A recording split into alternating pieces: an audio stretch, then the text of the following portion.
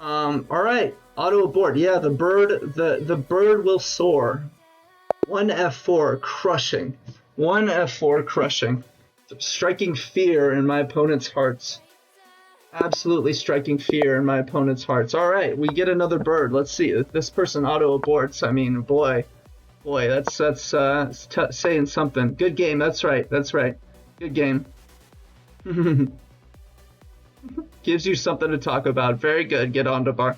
Very, very good. All right. E3. We get our little right angle triangle. Absolutely. I think I'm supposed to. I think I'm supposed to play H3 here immediately. And if they take, which they should take, by the way, otherwise they're just wasting time. If they don't take there, there's no reason to put the bishop there to begin with. Here, I really like c4. c4, and then I proceed with like normal development with knight c3. Because the knight's coming, the knight could come to c3 or d2, I actually haven't decided. But either way, I think c4 is a helpful move. c4 is also like the default move to play when your opponent goes for this Caro-Kann structure. It's very, very solid Caro-Kann structure. As far as I understand, the Caro-Kann structure is not supposed to be good against the bird. I was watching Raven Sturt's speedrun on the bird, his bird opening speedrun on YouTube, and he was saying that the Caro-Kann structure is really not all that strong because for the specific reason that Black has deprived their knight of c6, which of the c6 square, which is true of other the real Caro-Kann as well, but I think it's a little bit less. It's more of a problem in the bird. Let's just say that. So here, I actually don't like them taking and ruining my pawn structure. I actually don't like that. I don't think it's the end of the world. But I like moving the knight away, and they can dive in here with the knight too, but that doesn't actually threaten anything yet. And so after knight e4, as good and as scary as that might look, they're not threatening anything just yet, and so we can calmly play a3, I think. That's interesting. So, that's strong. Playing a strong player here. Because now they're ready to play, oh man, look at that. They're ready to play b5 and kind of strengthen all these pawns in the middle of the board. Maybe I can prevent that. Right here prevents that. Now they can't play b5. b5's off limits, and it does prepare to win back the pawn. Once again, they have knight e4, but once again, it doesn't threaten anything just yet. It is something I'm going to have to do something about eventually. Like, I can't just allow the knight to sit there forever. But for the time being, it doesn't threaten anything. Because after takes, I'm ready to play b4 and chase out the bishop. Can we play Habibi? Is it a Caro-Kann structure or a semi-Slav structure? Isn't it the same? I mean, it's like the same. I mean, I guess, yeah. I guess it's both, right? Isn't it both? It's a semi-Slav or Caro-Kann. Honestly, I just say Caro-Kann because I was an e4 player for years and years and years before I picked up the bird, and so Caro-Kann is what I'm a lot more familiar with. I believe the semi-Slav that's a d4 opening. That's a d4 setup with Black, right? I'm actually forgetting now. But I'm actually forgetting. So interesting. So knight here maybe. And how are they holding on to c4? This is my question. I don't think they're holding on to c4. So my knights skipped around the board. Did you play d4 before e4? If he plays king e4, why can't you just take it with the queen? No, no. Oh, you're right. I'm sorry. You're right. I'm sorry. I hallucinated. Oh my god. I completely hallucinated. I could just take it with the queen. No, I was hallucinating. I was thinking about on this move. Here, the knight has e4. No, yeah. After they take, I can just take the knight. Yeah, you're right. I'm sorry. Yeah, I'm completely hallucinated. I'm focusing I'm like focusing too much on chat, as they say. Okay, so here I like hitting the queen, and we unfortunately might get a queen trade. I don't mind the resulting structure so much. I think I'm still ready. I'm still ready to win that pawn. I don't mind this resulting pawn structure after the queen trade, and the reason why I don't mind this is because these pawns do a nice job of restricting the knight. That's why I don't mind this too much, and I am ready to regain my pawn. Finally, I'm ready to regain. That's another good move. But it's another good move, yeah, for sure. Knight's coming here, I think. Knight's coming here is super strong. I've unfortunately made a million moves with this knight, so I'm lagging behind in development a little bit, but I am ready to recapture the pawn. I can still castle king side or queen side. We have the queens off the board. Yeah, unfortunately, I think black has to be slightly better here. Although, yeah, maybe there's some slight awkwardness with this arrangement. Maybe. I don't know. I think black's slightly better here. Yeah, because this bishop has some nice squares, and then they can kind of fix their structure here. But for the time being, this is a backward pawn on b7. I just can't target it. If I could target that pawn, I would be better, but I can't target that pawn on b7, so I think black is better here. And they've also doubled my pawns, so black should be better here. I don't think they can't prevent me from regaining that pawn. So that's good. Did you play d4 before? e4. Actually, funny enough, I did, which is kind of like the reverse. The reverse of most players' development. I think it's a lot more common for players to play e4 and then quote unquote graduate to d4. I think my understanding is that's a lot more common. So in a way, I kind of did it backwards, so to speak. Okay, so I gotta improve my dark squared bishop. My dark squared bishop's miserable here. I'm a little less concerned with castling, and I'm a little more concerned with piece activity. So I want to put this bishop on a good square. I also don't want to let b5 happen. b5 looks slightly uncomfortable, so I have a couple candidate moves to discourage b5. I have knight on d4, but they play b5 anyway. I take no, that's not a good sacrifice. Okay, I think a4 is just the easy way to respond here. Now b5's off limits. They could try to prepare b5 with rook b8, but then I have this very nice move of knight d4. So I really want to make use of this d4 square for my knight. I also am looking at fianchettoing the dark squared bishop on b2. Yeah, so funny enough, I started as just like a Queen's Gambit player, because as like a 14-year-old, I discovered this one like cheap trick in the Queen's Gambit that just like tons of like intermediate and beginner players fell for. So I played the Queen's Gambit for literally years, until I decided to become an e4 player, and I went for the center game. I played the center game for a very long time, and I played the King's Gambit, and I love the King's Gambit to this day. I absolutely love the King's Gambit. Okay, so for sure, gotta just involve the bishop here. So I'm looking at b4 or b3. b3 is good enough.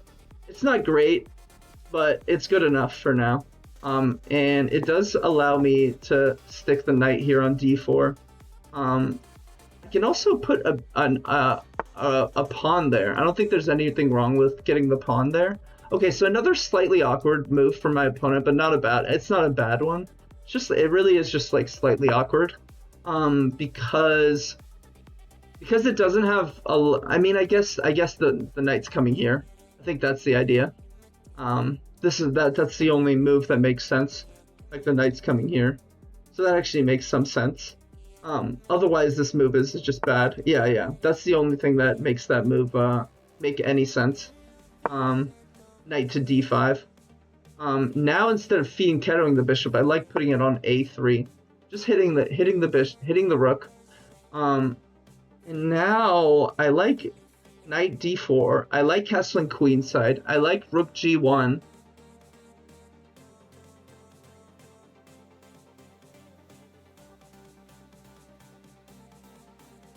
Interesting. I can't decide. I really can't decide what I want to do here. I also like king f2.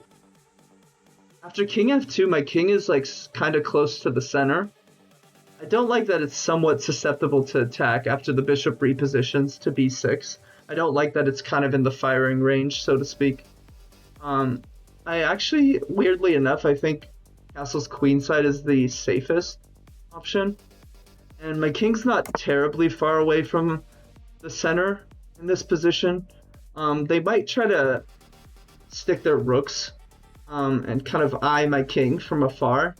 But I don't know. I have all my pieces on the queen side anyway, so I don't feel like I'm in danger here. And very likely, my next couple moves are rook g1, knight d4. I might even play d4 with my pawn instead. I'll have to think about it. What I don't like about d4 is a little overly committal. Yeah, d4 is overly committal. So first things first, I actually want to step out of the firing range. I don't want the rook eyeing me from a distance. Well, I don't know if that's anything to be concerned about. I don't think it's anything to be concerned about. But I'm just going to do it. I'm just going to do it anyway. It's nothing to be concerned about, but it's not something, it's just nothing I want to worry about just yet. King b2 was a reasonable move too. However, I didn't want to deprive the bishop of that square. And I also didn't want in the future for this bishop to give a check from e5. Like if they play e5, which they might. They play e5, maybe I take, and then after the bishop takes, I play d4. It's very interesting. Okay, so here, obviously, I mean, they're telegraphing their passes. They want b5, but I can prevent b5. I can prevent b5. What I don't like about knight d4 is that they can play e5 there. I don't like that actually at all. Ooh, that's uncomfortable. Yeah, definitely I'm worse here. Definitely I'm a little bit worse. Knight d4, e5, takes, bishop takes.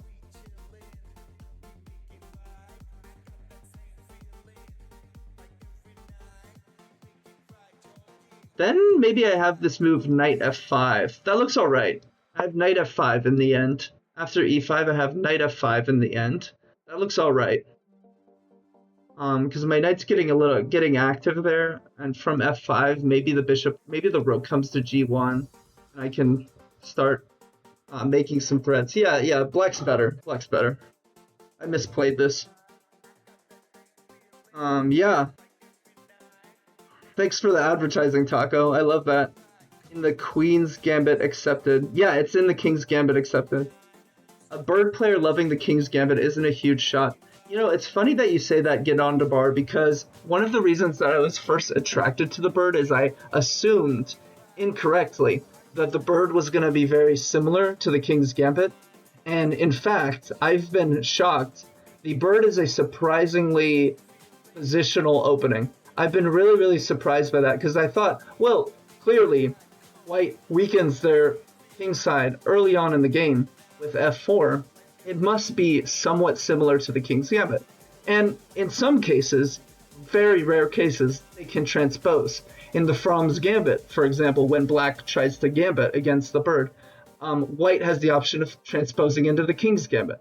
But I think that's like the only transposition that I'm aware of between those two openings. And I guess what I'm trying to say is I'm surprised by how different those two openings are, or have been. So, okay, so they don't go for e5. Very interesting. I think I like playing h4. And what h4 does is when this knight moves away, eventually, okay, so g6 is actually a great idea, because now after pawn takes, and I should definitely take there, now my knight no longer has that amazing square of f5. So now my knight has to sulk away kind of to an inferior square, unfortunately, because Yeah. I'm just a lot worse here. I'm just a lot worse here. No question about it. But after b5, I can maybe play f4. Maybe. f4. f4. And then maybe think about playing f5.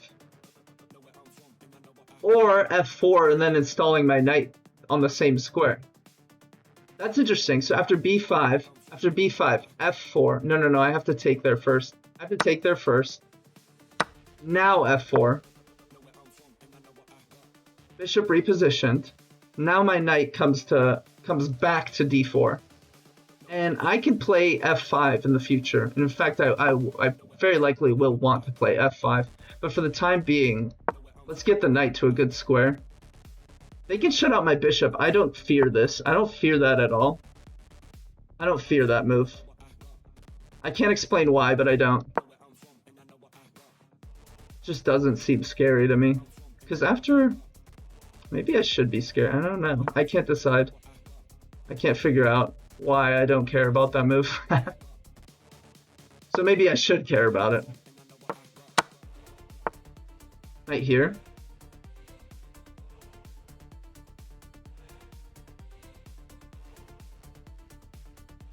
Okay, rook here first, defending the pawn. Then maybe I reposition the bishop here, make these knights make some decisions. And then in the end, I mean, maybe I could play this. Yeah, we could play... Let's make these knights make some decisions here.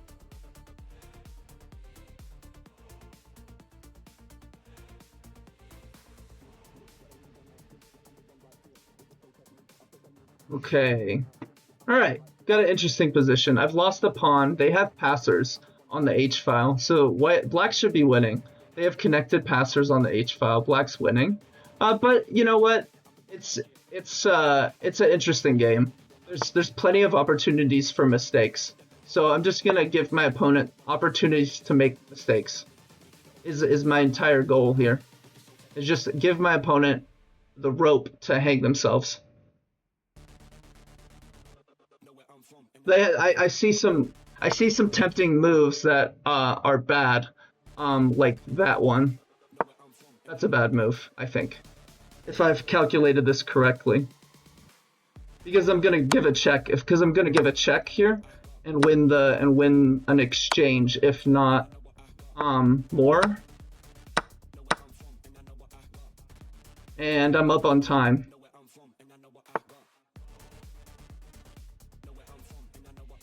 Let's defend the pawn. I'm up on time, but they do have a passer, and now it's over. They do have passers still, but it's over. Because my bishop does a great job of just preventing any promotion. So it's just over. There's no chances for my opponent. There's no escape.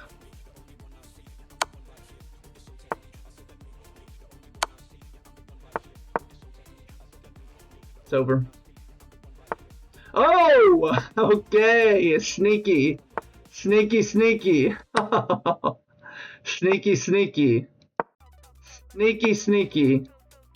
Didn't quite work. It didn't quite work. It was a cute move. But it didn't quite work. It was cute. Very, very cute.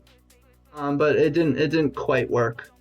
It almost did. That almost did. Yeah, I got a little frisky with my rook. I do want to analyze that game. I gotta win.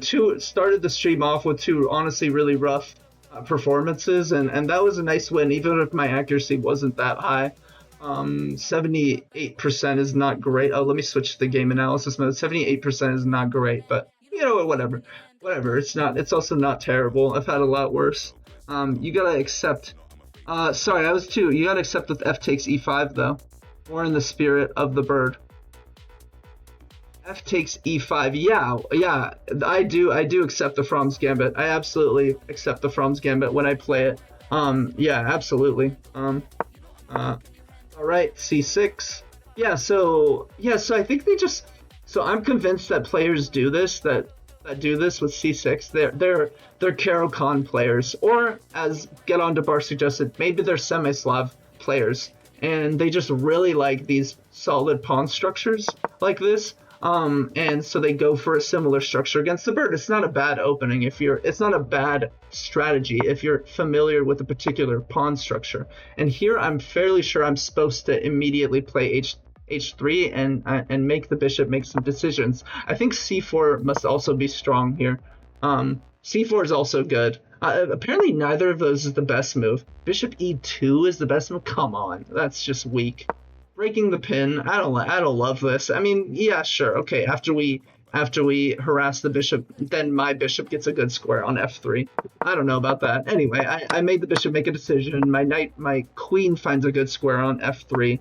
c4 immediately. Yeah, and this is like the standard way of attacking this pawn structure, at least in the bird. Again, I think it's a relatively new idea in the bird. I think this is like Raven Sturt's invention, like the Grandmaster's invention. I don't think it's like the traditional way to play the bird. But this is actually very challenging for black, and I didn't see this. So knight e2 is a waste of time. Apparently, I should just continue with my development and allow them to double my pawns. Probably I take this. Oh no, the engine wants me to take the other way. Now this is the natural way for me to take because seemingly it starts opening up my bishop, but the engine wants me to take this way. And then how do I activate this bishop? Well, maybe I castle, maybe I play a4, and then the bishop comes to a3. I could also go for d4 and really try to take the whole center. So very interesting. I was a little bit worried about doubling my pawns. Apparently it was nothing to be worried about at all. Okay. So I backed away with my knight, and black has a big advantage. It's -1, because of this key move of takes on c4. And now after a3, I no longer have b4, which is what I want to play here and continue to harass the bishop. B4 would not only harass the bishop, but it would also allow me to, perhaps more importantly, it would allow me to fee and kettle my dark squared bishop, which doesn't have another clear role in this position.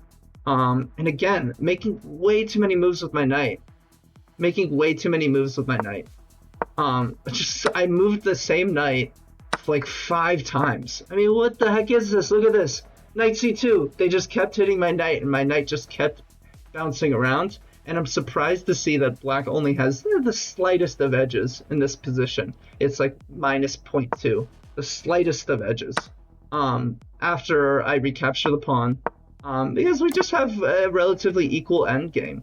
I would prefer black in this position because my weakness is I have doubled pawns. Black doesn't have any doubled pawns. At the same time, this is a backwards pawn on b7, and it's not so easy to get rid of that weakness. Like if they could easily play b5, okay. So I see why it's relatively equal. Bishop e2, knight b to d5 makes a lot of sense. Yeah, this knight to b6 looked a little strange to me because after the bishop backs away, I have such good control over these light squares, but it makes sense because of this next move, which is knight to d5. That justifies that maneuver for sure. And castle's queenside, and we just have an equal endgame. Maneuvering around our pieces, I've made some really bad moves. Here I should be playing knight. Here I should be playing h4. Okay, should just be getting on with it on the king side. Very interesting. Okay, so instead I got a little spooked by this rook eyeing me from a distance. The truth is, they're many moves away from making use of this. Many moves away from having anything here. So I don't need to react to this just yet, but I didn't want to worry about it. It's just like prophylaxis from a distance. Knight d4, what is not good about knight d4 is what my opponent went for, which is e5.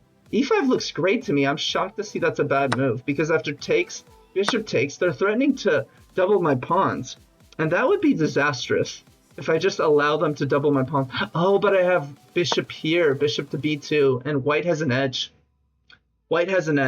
This capture's never scary. Here, maybe they could play b5 here, though. No, I take, and then I take. What happens here? Bishop e5. Huh? I don't know. I don't know about all that. I don't know about all that. Apparently white has a big advantage here, and I'm slightly having a tough time understanding why. I mean, I guess, well, okay, I just have the bishop pair. I have the bishop pair. Black can make a passer on the queen side, but I think I'm well positioned to actually stop that passer. Not really in danger of getting checkmate as far as I can tell. And I can always lock things up. Like if they, I can probably, I don't know. It's very interesting. Very interesting. So I didn't see this key resource of bishop b2, and that was a key move. But I did play c2. Knight c2 is fine.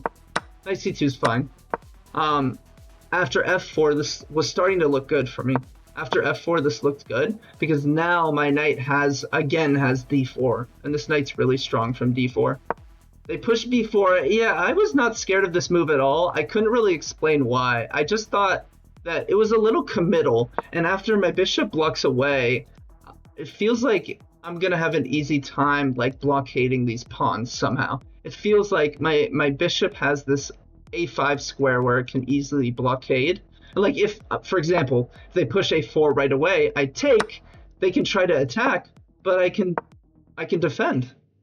And so this b4 move didn't look scary to me at all. It looks good because it hits my bishop, but like I'm key details that I'm controlling. c3 is controlled by the pawn.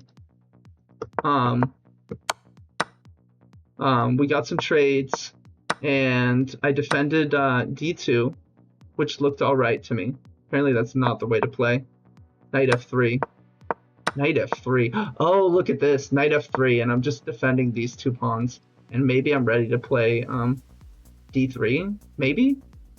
I don't know. Well, I kind of wanted to put my bishop there and hit both of these knights. But I guess it's just allowing a protected passer on the h-file is really, really risky. My opponent didn't make me pay for it, but this is really, really risky. They have protected passers. Well, a key detail, though, however, is that I have a light squared bishop, so I'm controlling the promotion square. So that's a key detail here. Maybe this is not so dangerous as I thought. And in fact, white has a slight edge here, probably because of that detail. Because of that detail, I have a solid pawn structure. I have the bishop pair. I'm ready to attack these pieces. I have a really strong knight on d4. And they blundered. After knight c6, I think I'm winning material by force. Am I not?